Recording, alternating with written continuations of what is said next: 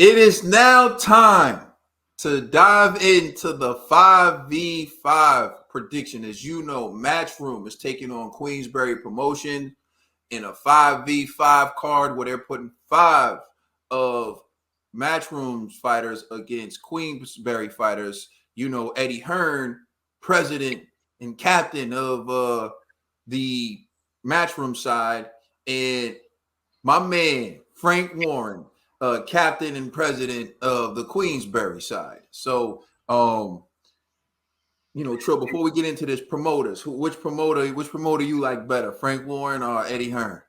I mean, they both have their days. They both have their days. You know what I'm saying? So I can flip a coin on who I'm feeling on either day. My thing is though that I was concerned about because I was online and I was saying, why was everybody considering this card the 5-for-5, 5 versus 5?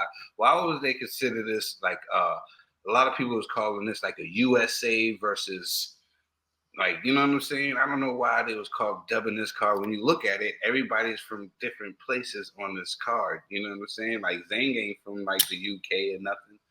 You know what I'm saying? I don't understand why. Maybe you can help me out, brother. Why was people trying? I don't know, bro. I don't look at fights that way. Yeah, I see two guys stepping in the ring. Yeah. Like when I took the bar exam, I didn't see it as like taking a bar exam. Like it's just me taking a bar exam. But I don't know. This is for the hood. You know what I'm saying? But I don't know. Whatever makes people happy. Whatever I guess. Yeah. So, all right, for me, I'm just going to answer. I like Frank Warren better, man. My man Frank don't play no games. Listen, someone shot my man Frank. Listen, you got to understand Frank's story. Frank got in like promoting his cousin. You know what I'm saying? So he got in representing his family. You dig what I'm saying? Frank done put on some cards. Someone shot my man Frank. But Frank's so gangster, he didn't even drop a dime on who shot him. You know what I'm saying? When after Frank got shot, Barry Hearn, that's when he started getting fighters because Frank was in recovery. You know what I'm saying? So if it wasn't for Frank getting shot, you know what I mean? It probably would have been different. But they try to get Frank out of the game so many times. But Frank finds a way back. Even with this whole situation, look. Eddie Hearn had Anthony Joshua, was killing Frank Warren. What Frank Warren do? He said, Tyson Fury, get your big behind up, lose 150 pounds, get in here, beat Deontay Wilder. Then he took Tyson Fury. Remember, Eddie went to Saudi with Anthony Joshua, got in there first, but Frank went in there and greased it up to the point where everybody's eating. And then Frank was the one who said, Eddie, you young, so you don't get this, but don't F up this money. Let's squash this beef and let's get paid, you dum-dum. And Eddie, in his stubborn behind, went over there and said, you know what, Frank, you're right. And so Frank is so cool. He's actually teaching Eddie the game right now. You know what I mean? Because Frank's like, I'm about to be out of here in a minute anyway. Let me take this dude under my wing. So I'm rolling with Frank. Anyway, let's get to this topic right here. Zhang, Wilder. They're fighting, of course. We're going to take a look at what Wilder had to say about fighting Zhang and basically his experience over the years. Well, the old Deontay is back now because of the people that is involved. We want that bronze bomber. We want Wild Man. And these are direct words that's been said to me. So when you get that told to you and you say, I can be me. I can be free. I can say what the I want because it brings that fire and desire back in my heart. So the nice guy's gone, Eddie, and the old Deontay's back. On the captain's pick, you need to pick your banker. And this is a tough fight. You know, I saw the bookies odds. They have Zhilei Zhang a favourite. I don't. But, you know, those conversations that Deontay talked about was, you know, I was in the room. Yeah. And it's okay to be a savage. Mm. It's okay to be violent. This is the fight game. Mm. This is a violent sport. And I know that Deontay Wilder puts the fear of Christ into heavyweights. I'm back now. I didn't have it.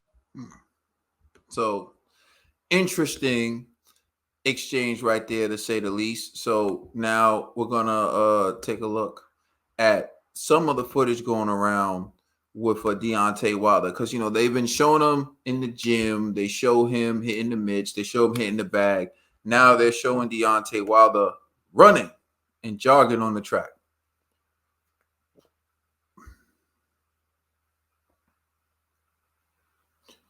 So you see Deontay Wilder is putting in road work now. Oh, so oh, you there with us, brother? All right. So I'm just gonna jump right in and give my prediction. Oh, you are here with us, brother. Yeah, I'm here with you, brother. I was sitting there. I was trying to hide my face from all the laughter.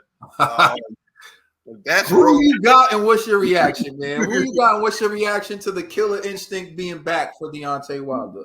Killer instinct being back. I heard it before. The road work. This wow. Yeah.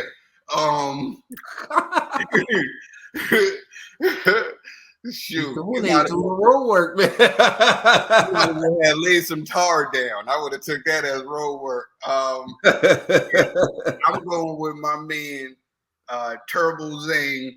You know what I'm saying? Big Bang Zhang. That's who I'm going with, and he gonna go by stoppage. He gonna stop him. I got Big Bang Zhang stopping DW. You know, unless he got some board meat in him. You know what I'm saying? But now I'm going for Zhang. I think Zhang's gonna stop him around the 10th and 11th. All right, look, I've been nice. I give Wilder a lot of props because I've always said this: how he got into boxing. Originally, he got in to help his daughter with spinal bifida, and he wasn't the most talented, but he used what he had to get him to the point. I think his opponents were carefully selected. Like Charles brings it out, I pull out the blueprint on how they were moving Deontay Wilder and what they were looking for. They always look for someone who's been knocked out prior, someone who was smaller.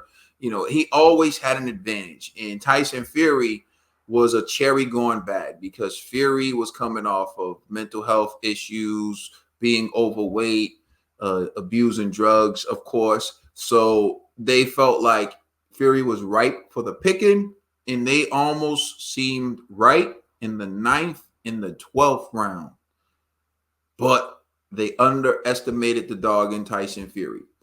Since then, Deontay Wilder has been exposed. He lost to Joseph Parker, couldn't even land a glove on him. And now he's stepping in the ring with Zhang. Now, this is interesting because it's the 5v5, and Deontay Wilder signed with Eddie Hearn just for this fight. So I asked this question: does Eddie Hearn really believe in Wilder, or is he setting Wilder up to get cooked in front of the world? And there are a lot of people saying like, "Oh, Eddie's setting up Wilder. He wouldn't pick Wilder if he didn't believe in him. You get extra points if Wilder wins." Do you really think Eddie cares about that?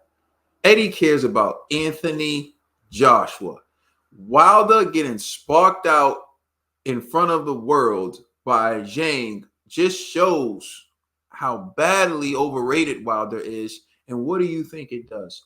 It sets up Joshua versus Zhang just in case that fight's ever needed. So what he's going to do is, if Wilder knocks out Zhang, of course, that does set up a Joshua and Wilder fight. So Eddie Hearn doesn't necessarily believe in Wilder. Eddie Hearn just made a boss move where it's like, even if I lose, I win. So y'all got to chill where Eddie Hearn really believes in Deontay Wilder. I like the way Eddie's been moving lately. Even seeing Eddie sitting with Bob Arum at the Catterall and Josh Taylor fight, Eddie's finally learned. Like y'all said, oh, we was hating on Eddie. Y'all said we was being too hard on Eddie. Eddie is moving the way we said he shouldn't move now. And look, it's been benefiting the sport of boxing. Just like with the Terrence Crawford thing. Y'all said we was hating on Terrence Crawford. All we said was he was overpricing himself. He should sign a 3-fight deal with PBC to get the Spence fight, beat Spence. But he did what we said. He signed. He was obligated to fight Spence again. He was on PBC. Spence didn't want to fight.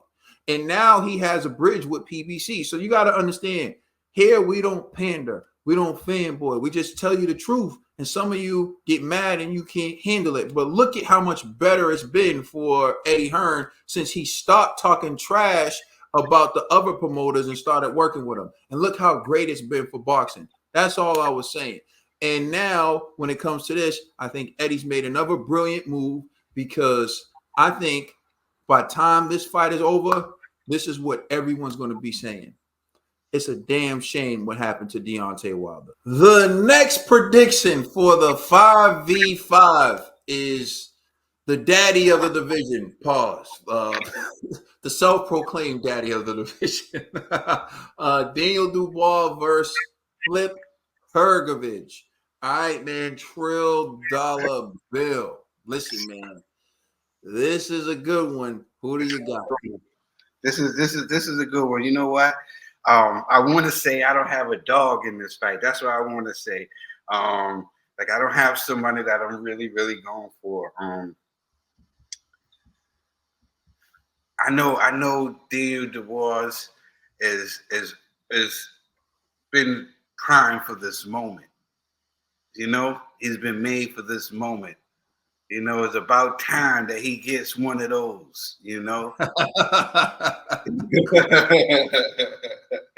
When you said that, I just had a vision of Frank Warren giving him the talk right before the for the Gerald Miller fight. You know what I'm saying? Everybody put a lot of stock in Flip.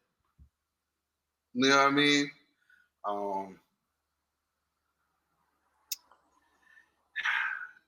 And Daniel Dubois didn't say nothing about Flip's mother, right?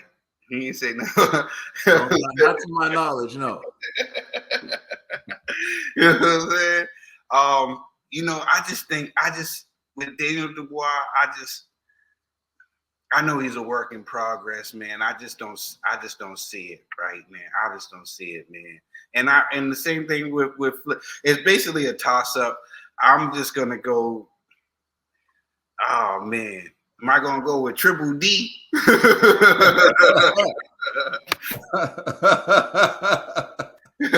Pause. Triple D's nuts. You know what I'm saying? Am I go with Flip from above the rim? You know what I'm saying? It's a damn shame what happened to Flip, though. It's a damn shame what happened to Flip. Remember that. Are we gonna be saying that? You know what I'm saying? Am I gonna be saying this is damn shame what happened to Flip? But yeah, let's go with Flip. I'm gonna go with Flip on this one. All right, you going with Philip Hrgovic? Okay. Yeah, I'm going with Flip. Listen, man. See, to me, this is a pick'em fight for a few reasons. One, Philip Hrgovic hasn't been in tough since his fight with Zhang, to me.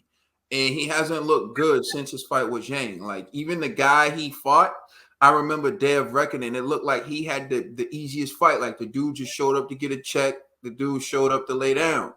Daniel Dubois, to me, took a huge step forward in taking on Gerald Miller. And Gerald Miller was hunting him. Gerald Miller took a lot of punches. Gerald Miller tried. And I think in terms of confidence, Big Baby Miller. I think Daniel Dubois grew in that fight because you can see like he gained more confidence in himself. But Philip Hrgovic says something because they got history. You saw they were talking about the sparring session, and Philip Hrgovic was like, "Well, what happened to you? You went to the hospital or whatever."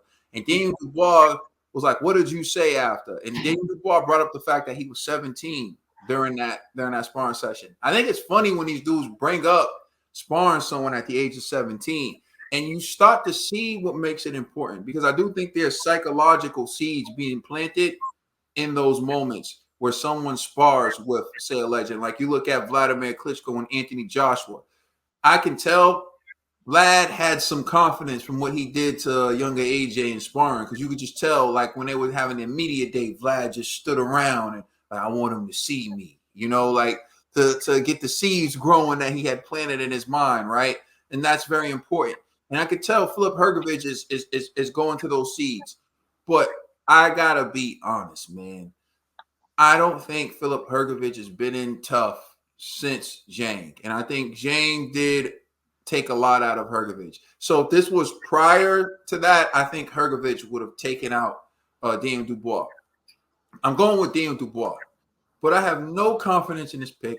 Just like I had no confidence when I picked him to beat Big Baby Miller, because Philip Hrgovic said something that is real. He said, when I look at Daniel Dubois, I see big biceps, but I don't see big kahunas. And he said that, you got to have big kahunas to win a fight. And we know Philip Hrgovic, we saw him survive Zhang. But the question is, how much did that take from him? So I'm going with Daniel Dubois, but Philip Hrgovic was right, and it wouldn't surprise me to see Hrgovic win. The next prediction for the 5v5, Himzar Sheraz versus Austin Williams. And this fight's going to take place at middleweight. Trill Dollar Bill, who you got? Austin Williams. That's who I'm going with. I'm going with Austin Williams at middleweight. All right. Yeah. If you got anything else to add, you can. Nah. I'm going for the underdog in this fight. You know what I'm saying? All right. Yeah, I'm going with Williams as well. I think Williams is going to win this fight. I know there's a lot of buzz with Sheraz, and I seen him fight. I'll be honest, both of these guys, I think this is a good fight for the 5v5, but as far as the middleweight division goes, I don't see any of these guys like taking over the division. So I think this is a very good fight for both of them. I think it's a level v level fight, and whoever wins this fight levels up and gets to make a claim for even bigger things to come in the middleweight division. But it's not like I look at either one of these guys and I'm like, yo, they're elite world beaters, but they do have potential. And I think Animal Williams, Austin Williams, I think he's gonna get the dub. But we'll see. I know some of you are going to disagree. Let us know what you think in the comment section. The next prediction for the 5v5, although this isn't a part of the 5v5, from what I've seen, it's announced that Dimitri Bivol is fighting Malik Zinad for Bivol's WBA light heavyweight title. And Malik is no slouch. I believe he's 22-0 with 16 knockouts. But as you know from the audits, it's about who you fought. And he does have some fighters on his resume who were undefeated and who look to have solid records. So, I mean, I saw some clips of this guy. He doesn't seem to be a pushover. So, there's that. Dollar Bill, who you got in this fight? Yeah, no. So what you say? What is he? He's ranked number 10, right? In Ring Magazine. Yeah, got him ranked number 10. Yeah, he's no slouch. And what you see on paper, you know what I'm saying? He's supposed to be a good foe, but I'm going with Bivol. I'm going with Dimitri Bivol, and this might be the night where we see Bivol get a stoppage. You know what I'm saying? So I'm going with Dimitri Bivol by stoppage. Listen, there's a saying, don't mess up the church's money. Bivol was supposed to be fighting Better BF. Listen, I'm not objective in this pick. Bivol is winning. And if this dude Malik thinks he's going to win, he better knock Bivol out. If this dude Malik thinks he's going to win, he needs to win by 4 rounds at least, and maybe he'll get a draw. I'm not playing around here. No, listen, in all seriousness, I want the right fighters to win. I don't think that this guy is going to beat Dimitri Bivol. I think Dimitri Bivol is an activity guy. He understands that he's the boxer in the Better BF fight. I think he knows he needs his timing to be sharp. He needs his reflexes to be sharp. I think he knows it's keen for him to stay busy. And so with Bivol, Better BF taking time off, Bivol's like, okay, I got to do what's best for me. What's best for me is to stay active. and to stay active against, maybe not top 5, maybe not really a threat, but a guy who's going to keep him honest, because we all know what happens when you take a fight. Some people can't take a fight where they don't feel no threat, because then they let their guards down too much. It can become an upset. So salute to Bivol for getting on the card, fighting still, and staying active, because he feels like that's what's best for him. I got Bivol easy dub.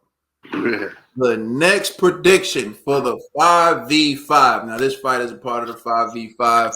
Is Raymond Ford versus Nick Ball for Ford's WBA featherweight title. This one is going to be good. Dollar Bill, who do you got? Listen, everybody knows you've been watching Boxing Bros and you've been watching us. Y'all know that the newest member to the family is my dog Savage. And my man Raymond Ford's nickname is Savage. So I'm going with Savage. You know what I'm saying? I'm going with my man Ray Savage. You know what I'm saying? That's what I'm going with. All right, so check this out. Nick Ball, he was being outboxed by Ray Vargas in my eyes. And then he turned up late, and a lot of people are saying he got robbed. I don't see it that way. Again, there's a strong group of people out here in the boxing world and in the boxing sphere who feel like their card is the only card that's correct, and any card that's different, something's wrong with the person. And to me, that's absolutely ridiculous, because you're not the only one watching the fight. And in fact, the reality is the only people's opinion who actually matter are the judges. So any other card that's submitted outside of the judges is just an opinion. So if you don't like someone else's opinion, they may not like yours. And if you disagree with the judges, at the end of the day, the person who made the decision is the judge. So with that being said, I feel like the decision with the draw, I think I may have scored it for Vargas. I'm not sure. I can't go back in my mind. Or I may have actually had it a draw. I don't remember. I would have to check social media. But the point is, I remember Nick Ball coming on late. I remember Nick Ball having some dominant rounds, but I also remember him losing a lot of rounds before he made his surges. And so for me, I think this is a good fight. I think Raymond Ford was losing his last fight until he got the stoppage and he dug deep. I think these are two guys who are evenly matched. So it wouldn't surprise me to see this fight go either way. I think this is one of the better fights on the card. But I am going to pick Raymond Ford because I think Raymond Ford is better than an old Ray Vargas. And I watched Ray Vargas outbox Ball until Ball stepped up in the later rounds. But that doesn't mean that Ball can't win.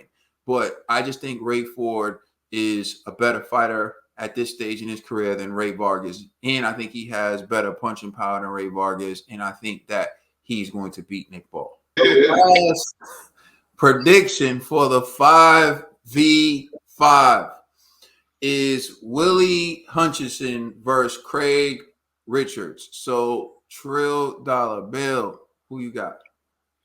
Yeah, when I say I don't have a dog in this fight, I really mean I don't have a dog in this fight. So I'm picking this straight off of soul. You know what I'm saying? My soul. All right. This is what I mean by my soul. Growing up, you know what I'm saying? I had a favorite movie back in the days. It was called The Mac with Goldie. You know what I'm saying? And on that movie, there was a soundtrack. And the number one song on that soundtrack was called I Choose You. And it was by Willie Hutch. You know what I'm saying?